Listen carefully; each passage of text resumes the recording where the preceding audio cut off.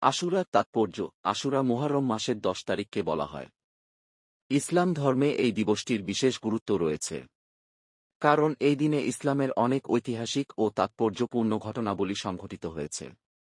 যেমন হজরত আবু হুরায়রা রাদিয়াল্লাহু আনহু থেকে বর্ণিত এক হাদিসে এসেছে যে, একদা নবী কারীম সাল্লাল্লাহু আলাইহি ওয়াসাল্লাম ইয়াহুদীদের কতিপয় এমন লোকের পাশ দিয়ে অতিক্রম করেন, যারা আশুরার দিনে রোজা রেখেছিল।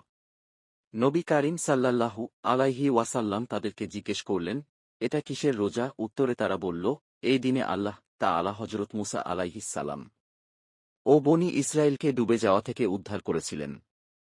অন্য বর্ণনায় আছে ফিরআউনের নির্যাতন থেকে মুক্ত করেছিলেন এবং ফিরআউনকে দলবল সহ নিমজ্জিত করেছিলেন।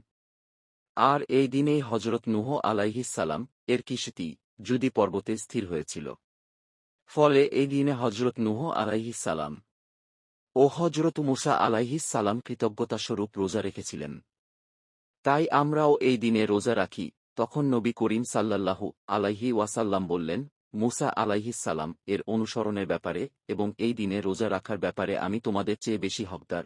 অতঃপর হুজুর সাল্লাল্লাহু আলাইহি ওয়াসাল্লাম সেদিন রোজা রাখেন এবং সাহাবাদেরকেও রোজা রাখতে আদেশ করেন।